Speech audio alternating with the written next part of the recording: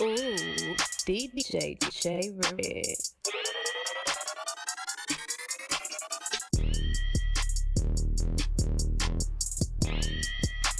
Yo, back with another episode, man. Back to me. Special thank you, everybody, for tapping in. It's your host, B. What's going on? It's Smitty. What's the deal? That boy Dre, what's going on with y'all? So, yeah, man, we just getting back on here. We're going to go ahead and transition into, let's get into, that, shit, what I want to get to. We can get to the centers. We can get into the centers, man. Best center all time. Obviously, when you think off the top of your head, you got Kareem, you got Will, you got Bill, you got Shaq, you got King, you got Patrick Ewing, you got a lot of guys in there. So give me your thoughts on, obviously who you taking out of that group and why, but who up there with them as well? Who's the who the 1 and 2 that you choose out of your top two centers? They don't necessarily got to be them. I'm gonna go ahead and go. If we're going skill wise and dominance wise, of course I'm gonna go with Shaq. But if we're going, because we got recency bias because we're younger and we watch Shaq play. I feel like I know where you're going with this, but yeah, I'm gonna let you finish. But like pure dominance, pure size, pure strength, Shaq. But if we're going like who was the most dominant before him, you got to go Kareem because you got to even think about it. When they change rules behind you, or they make it where you can't dunk in college, like that's just how dominant you are. Right. And so his early years in Milwaukee, his early UCLA years when he was Lou center, like they changed the rules behind him. They made the paint bigger behind him. Him and Will made the paint bigger. So accomplishment wise, talent wise, like the most unstoppable shot in the game of basketball. If I had to give a nod, I'd go Kareem. 5 rings, actually 6 rings, 5 MVPs, all leader scorer. Just the way he changed basketball in the early 60s, 70s. You just got to go Kareem. Facts. I was just about to say that if you want to talk about most dominant, of course Shaq was the most dominant player. Like Shaq probably the most dominant player ever. You know what I'm saying? But if you go skill and all this, like skill, talent, like somebody said, like to change the rules, it's gonna be Kareem. He had one of the most unstoppable moves ever. We probably never see nobody even. Like people try to do the move now, but nobody can ever do it how Kareem did it. So if we're gonna go dominance, it's gonna be Shaq. But if we're gonna go skill and like talent and stuff like that, it's gonna be Kareem. But I think Hakeem, he was good too. He had a lot of skill too. But like I feel like he just got them 2 rings, but that can go a lot of different ways because Jordan didn't play, you know what I'm saying? So it can go a lot of different ways with that. But Shaq won 3. He won 3 he 3-peated last team to 3-peat him and Cole RP. And then as soon as that he won 1 with the Heat. So you know what I'm saying? He most dominant, but Kareem is the GOAT in the center position for sure. And I bet he got 6 MVPs. 6 MVPs, 6 rings. And Kareem's college resume was very tough as well. I don't think he may have lost a game. One game. Yeah, he might have lost 1 game, bro. Yeah, one game. See, like I agree. Like I feel like Kareem showed pure dominance. I feel like he was one of those centers that revolutionized the game. And I feel like Shaq, on his hand, he was dominant. I mean, once Shaq got you in the block, you was over with. And he was a force to be reckoned with, in Orlando and in LA. But on this one, I'm gonna go with Hakeem. And I'm gonna go with Hakeem because I feel like his overall skill set, his footwork, his counters on the block, the way he dominated a lot of his matchups, you know what I'm saying? Like he gave David Robinson hell, and he was there when you had to go up against a lot of guys, top tier centers. You had the Ewing, you had a lot of Mutombo, a big defensive stopper. So I feel like, all around toolkit for a center, like I feel like Hakeem had it all. Like I feel like that's what they kind of try to say, like Embiid is, like, extended version of him, but even still, like his footwork was crazy, bro. He was dominating the paint. I mean, he finished with both hands. He didn't have a hook like Kareem, but he had it in his package, and he was a good passer too. I mean, I like his overall game, but as far as resume wise, like you can't say nothing about Kareem's resume because he did it not only at the college level, which a lot of guys either do it at one level or the other. Even Jordan wasn't who he was as a college player, as an NBA player, but you've seen it at both levels with Kareem. So I take nothing away from him. But as far as the total package of like the perfect center, you would say, I feel like altogether, like you get in the total package that none of them guys. Even not for real. No, I mean none of them guys have the type of skill set that Hakeem is. Basically a guard on the block, and he's 7 foot tall, and he's a Nigerian warrior. So that's just 3 things where you really can't stop. But I even go back with yeah. So that's why you're not gonna score on him, and he's gonna score on you. So you pretty much a wash for out today. But I even go back with Kareem. In his New York high school days, like he won 7-1 games straight and lost 2 games out of 4 years. So from high school to the NBA, his resume is impeccable. I mean, when they change the rules and when they make it, so let's just imagine if Shaq couldn't dunk in high school, Kareem couldn't dunk in college, Shaq couldn't dunk in college, Hakeem couldn't dunk in college. Like Kareem changed the rules of it was too easy. Where they made you cannot dunk. Nobody could dunk in the whole college system. Nobody could dunk because this one guy is so dominant. So just to translate from there, go to the Bucks, win 4 MVPs there. Go to the Lakers, win 2 MVPs there. Win 6 rings. I mean, the resume is pretty much unstoppable. Got some scoring titles in between there too. I mean, the man. He's an all-time leading scorer on all twos. Yes, he played 20 years, but I mean, the man is averaging this many points for 20 plus years at the center position. I mean, it just shows how dominant he was, in his era. Yeah, I agree. Especially having to adapt, when they changed rules, he had to adapt his game. That's where that hook came in. That's where the sky hook came in because he couldn't dunk. So so he really had to make a move. Like he really had to make a move. Cup that hole in there. He made an unstoppable move, bro. And you really don't even see people really doing that move no more for real. Like you might see a couple of centers doing it, but that move unstoppable, bro.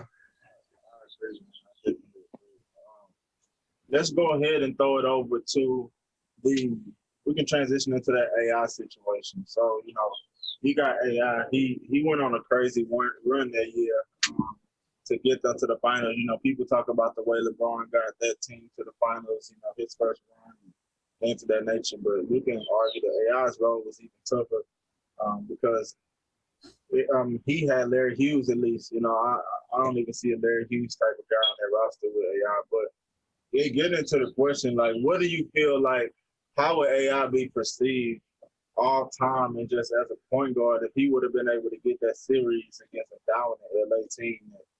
I don't even know if they lost up into that. They were 15-0. They were 15-0 to game 1. Right. 15-0. They hadn't lost all playoffs. So what do his playoffs look like? If he come out that series victorious, just lead that team off sheer will. That's what it would have been. So how you think he would have been looked at, and what would he be? Not for you personally, I guess, but where would he probably be recognized in the general public as an all-time player? Y'all opinion? For the simple fact that the Lakers were, so 8. I'm looking at it right now. 8, 11. So they pretty much were 11-0 during the time when they played them because it's a 3-game series and the best of 3 the first series. So a team that's undefeated in the playoffs with 2 of the most dominant coming off a finals, win and a championship win. If he would have got that series, the simple fact that the road that he took through that 0-1 when he played Reggie Miller and the Pacers in the first round, beat them. Whether going to Game 7 with Vince Carter, beat them. Whether go with Eastern Conference Finals when you're playing the Bucks, and that team was loaded with Sam Cassell, Big Dog Roberts, Glenn Roberts, the third daddy, Ray Allen. Not Michael Ray. He wasn't there. Tim Thomas. Now this 0-1. So this Tim Thomas, Sam Cassell, and this is all by George Carl coaching them. So you got a elite head coach. You got a 3-headed monster who was killing throughout the whole season. You beat them, get to the finals, you win game 1 with a 45-point performance. I mean, it just would have been actually ridiculous if he was able to pull off, that series, and it kind of would have put him in a different light than he is now. I mean, he's great in a lot of people's opinion, but it would have put him in a different stratosphere if he would have beat that team who was undefeated who had swept everybody throughout the whole, playoffs in 01. So, I mean, he had a hell of a road to get there. To win game one was kind of, the icing on the cake, I would say, because I think he knew deep down if he didn't hit 45 plus every game, he wasn't going to win those games. And so, they got gentlemen swept that year in 01, but he still averaged 30 plus on that team. So, I mean, you got players like that, Tyronn Lue, you got Kobe guarding him, you got Derek Fisher guarding him. I mean, it just was, it just was too much at the time. So I think if he would have got that series, it would have put him in another light as in all-time great. But, I mean, that's just a tall task to do, man. That 01 team, Lakers team was just rolling, coming off already win a championship. It would be tough sledding trying to, get that series. Facts. I feel like everybody already said AI was the pound for pound best basketball player anyway. You know what I'm saying? 6 foot, and a lot of people giving him his flowers now. If you already think about it, like a lot of people really starting to be like, AI changed the culture. Like, you know what I'm saying? That's why everybody got tattoos and, like, for instance, AI, they changed the dress code because of AI. You know what I'm saying? So I feel like hold on, Jay. Hold on, look. Even the shooting sleeve, AI didn't do that for fashion. AI did that because his elbow was hurt all through the 01 playoffs.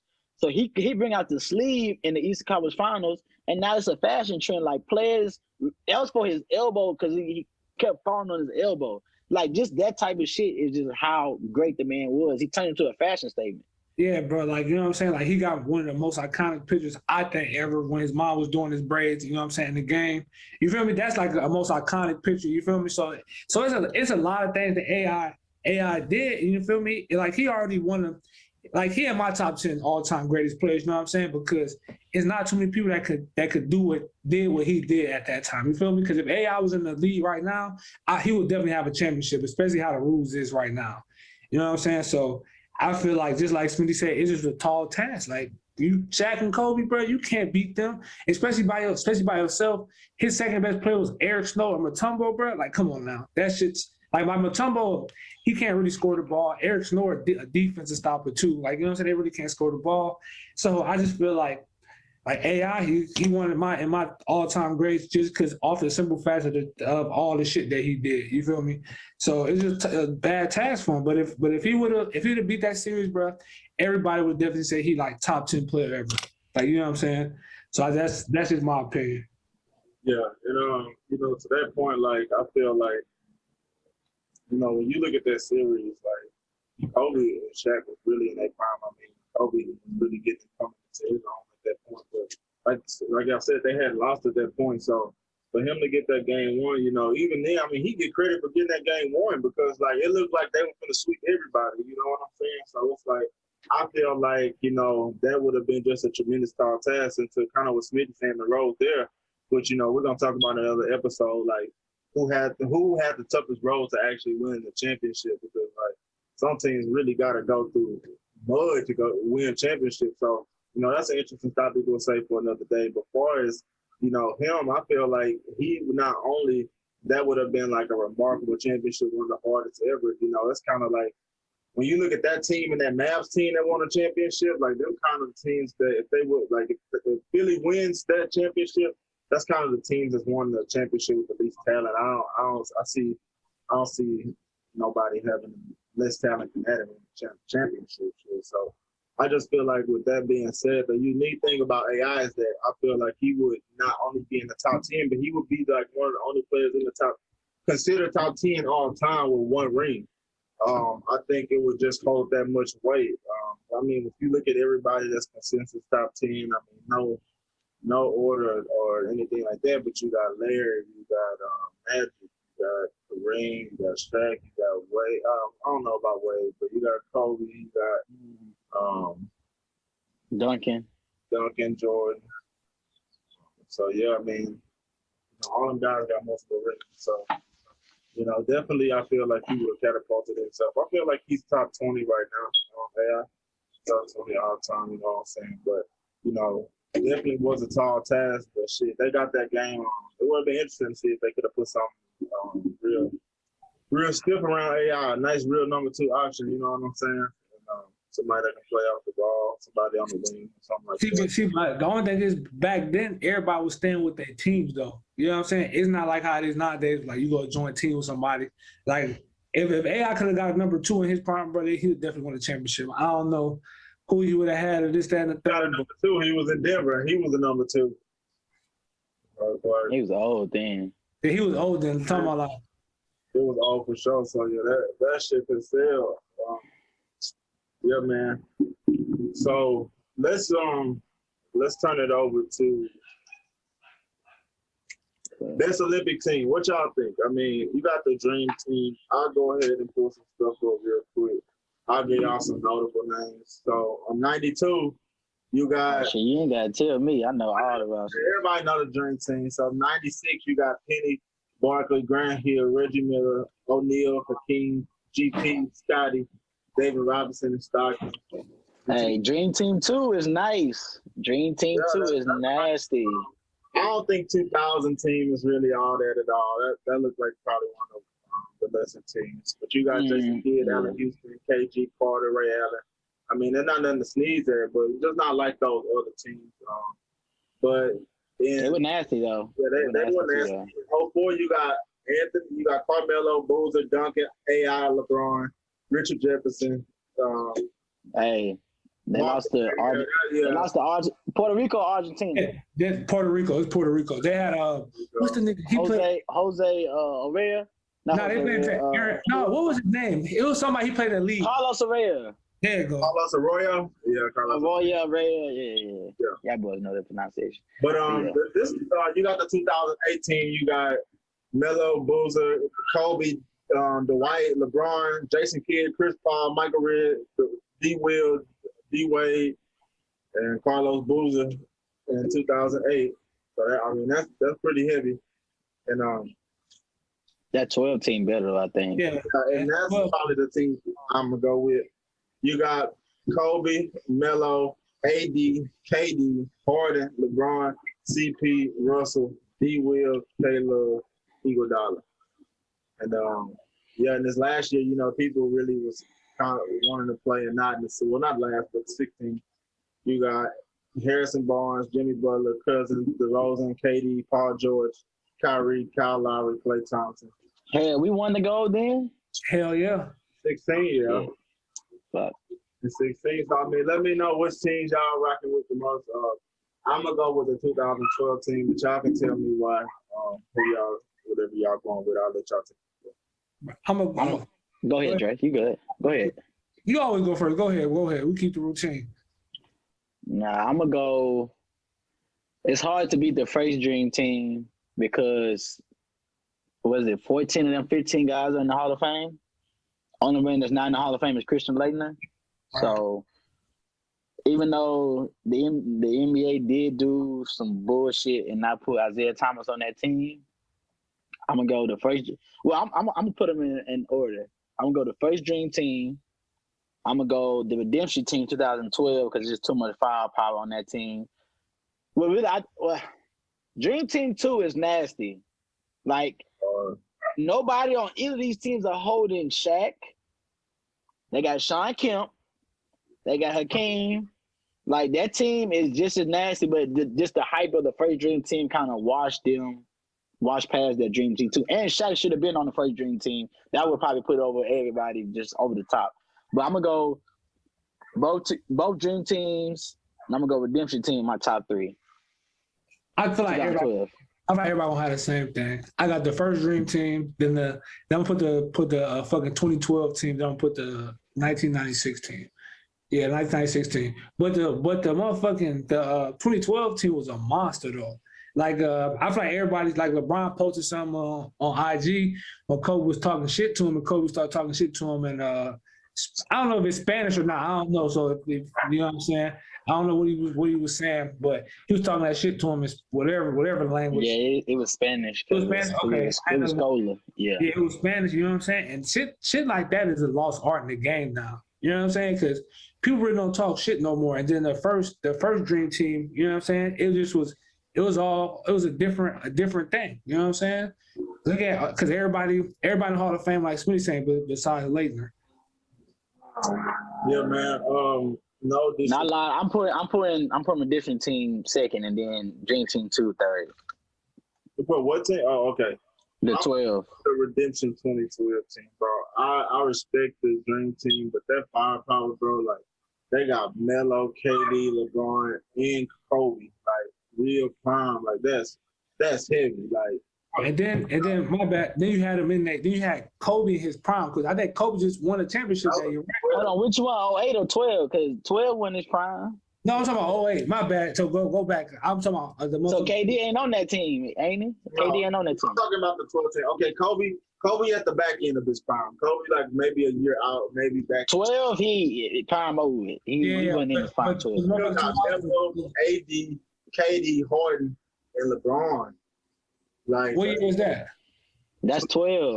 Yeah, That's 12. Okay. You got CP Russell on that team too, which they were both prime at that time as well. I love the Dream Team, bro, and I think that team is hard to match. Now, obviously, when you go on the inside, like that 92 team they're not gonna be able to do nothing with that. Right? But they got Robinson. Who else? They got Robinson on there. They got Barkley, Ewing. I mean, shit, you gonna have Karl Malone. They got Bird on there, so I love that team, and I ain't taking nothing away from them. But I just think those specific guys on that 2012 team, them real bucket getters, and Larry, they are too, but I don't know, bro. Maybe I got that recency bias right now, but honestly, I'd probably take them as a tie, but I'll edge out the Redemption team, and I'll get on that 2 spot, and that 96 team is nasty. That 96 team probably slept on. They got some nasty people on that. But like the first Dream Team, you go Mike, and this is Mike. Then you surround Mike around Barkley. Then you surround Barkley around Karl Malone, Clyde. We got Chris Muller, Snipe. Like everybody is, and 2 players should be on this first Dream Team. That's why it makes it even like it should. 2 players should be on here. Isaiah Thomas should have been on this Dream Team. Shaq should have been on this Dream Team. Christian Laettner and goddamn John Stockton at the time should have made the team. Maybe John Stockton. No, I'll take Stockton off the list in 92. But in 92, I can't give him the nod over Isaiah Thomas. That's strictly fucking Mike and the Isaiah beef. And basically, so if they're basically saying, who would y'all take, Mike or Isaiah? We'll take the greatest player to ever play the game before we put Isaiah on the team. We'll still can win. You know what I'm saying? That's basically what happened. Yeah. You know, because it was me and him. He wasn't gonna play. He wasn't gonna play. Yeah, Mike wasn't gonna play. Yeah. So in that case, I understand why they did it, but it still was bullshit. Now the Christian Laettner, that he won the championship that year. That's the only reason why he was still on that team. But Shaq was the number 1 pick, so that's what I'm saying. Shaq should have been definitely should be on that team for sure. But I agree with that. That would have put it over the top of me. It would have been no question. We probably wouldn't be talking about this if Shaq was on that team. Shaq and Isaiah, that's ridiculous. I mean, that team is no flaws, inside or out. Especially you got Mike, Clyde, and Larry, and Magic. But even Larry was on the back end of the career, but you leave that motherfucker over, he's not going to he's not bad. Facts. Yeah. You know what I'm saying, man? And they missed it. He got Barkley, Ryan Mount Reed, got Karl Malone, Patrick Ewing. They it's just too much at one time. It's just too much. That's why I think this Dream Team can beat the 2012 team because they light inside. If you're gonna have KD playing the 4 position and the 5 position versus Barkley and Karl Malone, for sure, they would have to. They have to outscore them off the jump. They'll have to outscore them. That's what I'm saying. But that Dream Team ain't no holes in. Like this defense be real. Like Mike and Barkley, and you're not scoring on Patrick Ewing and Dave Robinson like that unless you coming with it. Not saying that 12 team couldn't come with it, but they guard plays better. The 12 guard plays better. But I mean, if I got Mike, I'm good. You know what I'm saying? We can rock. And I got Barkley in case I miss, and I got Dave Robinson and Karl Malone in case I miss. If he miss, so. But it just was nostalgic, and at the time they had never seen no shit like that. So, but. Yeah, man. That's obviously we got a lot of what is matchups we go see, but them two definitely. I think we all agree they top 2 for sure. But let's take it over to the lefties, man. You know, there's not a lot of great lefties in the league, but obviously James Harden is one, and we're gonna leave him out this conversation. But who the best lefty outside of James Harden in y'all opinion? I mean, you got Kenny Anderson, you got Chris Mullin, you got Michael Redd, you got David Robinson, you got Chris Bosh.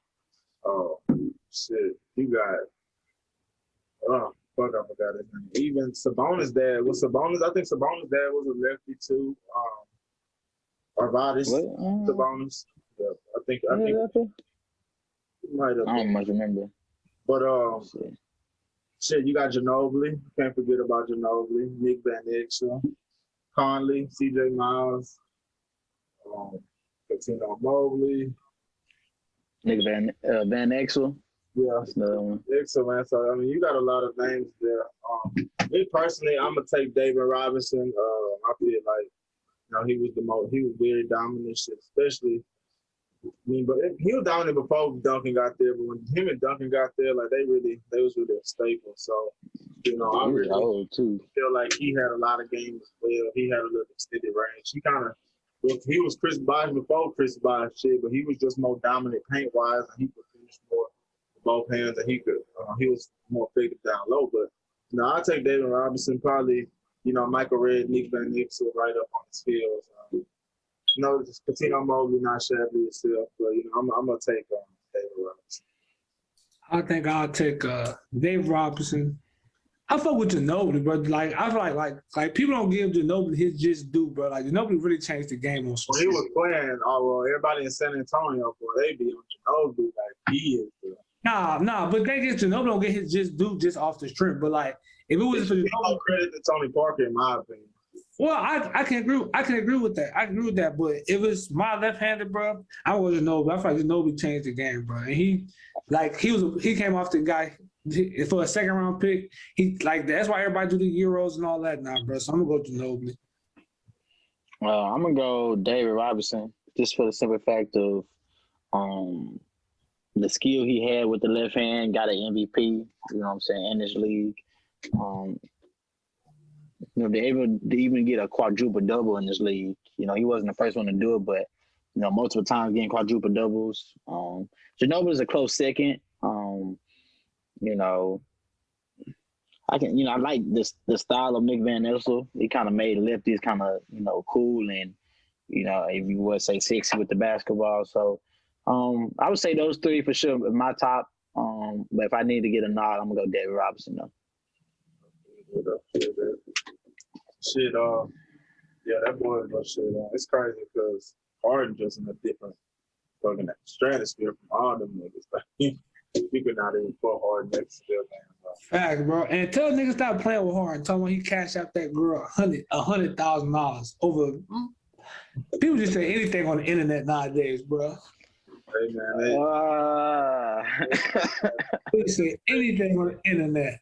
Because it's like, it's like you don't want to be on the internet, but it's like you ain't on that hoe sometimes, and you that famous, you don't defend yourself. Everybody believe you, whatever's what they hear. So it really like, damn, if you win, you lose either way. You defend yourself, or you lying. You don't. Oh, well, he ain't said that, so it's true. It's like I said, you got to. If that is true, he had to send that one-on-one so that 100K could be actually 100K. Hey man, the man is funny, but the rumors behind Harden are just hilarious. But he got to spin like that's a regular night of magic. You know what I'm saying? Like maybe 100K. Shit. Right. Bro, he gave baby 100K, bro. In a nice 100K double. That's probably You know what I'm saying? Harden, I don't see Harden doing the cash app. He gonna bring cash to that bitch. He ain't even cash app much. What the fuck? Yeah, facts. No, I don't think none of them niggas use cash app, bro. For what? For what? Hey, but I saw some on the internet, bro. Somebody was like, you can't even cash app nobody that much. It's like $2,500 a week or some shit like that. Know how that shit. That shit. For a date though, like damn, bro. Nah, they really tripping, bro. They play it on hard and top, bro. But come on, bro. 100K just for a date? Come on, man. The man out here fucking Kardashians and shit. Like, come on, bro. Yeah, ain't bro. doing that. He ain't He doing ain't it. doing it. Not for no Saweetie. Like, come on, bro. All the Who's cities. paying $100,000 for a date, nigga? You a celebrity, nigga. Like she fine, but you see the way she eat, you'll be like, bro, what the fuck? We celebrities. Why the fuck am I Yeah, paying you like you're another $100,000? celebrity. You know what I'm saying? Like that's just ridiculous. Facts. And then on top of that, he probably fucked with Quavo and them because Quavo And them. probably more famous than her. Yeah, Hollywood, yeah. That's like, what? That's like, I guess maybe if it was a casual fan, send her $100K for a date, maybe, yeah. But come on, bro. Way more people know James Harden than fucking Saweetie, bro. Like after Quavo, we probably won't be hear shit from her no more. I don't want to just. Yeah, don't do it. Don't go down that road. That's a dark road. I'm just like, damn, $100K. Yeah, that's The man got it, but come on, we gotta come with some better stories, man. Yeah, on God, man. But yeah, man, for sure, dog. That shit's funny though, because at the end of the day, bro, like I'm sure if he doing some shit like that, he definitely not gonna let it get out that easy. So You're gonna be cash in your hand, 100,000. Yeah, that shit's funny though, bro. But yeah, man. Shit, that's gonna do it for this episode, man. We're gonna have some more episodes coming to y'all soon. Make sure to tap in on Controversial Instagram, YouTube, Spotify, Apple Music, every single thing, every single audio platform we have it on for y'all. So tap in with us, man. I'm checking out and leave it to the guys. Hey man, appreciate y'all for listening again. Check us out on all platforms. All right, Smitty out. Step Boy Dre, appreciate y'all for listening to us, man. Follow us on all the links in the bios, my people. Sure, man. Check it out. We out.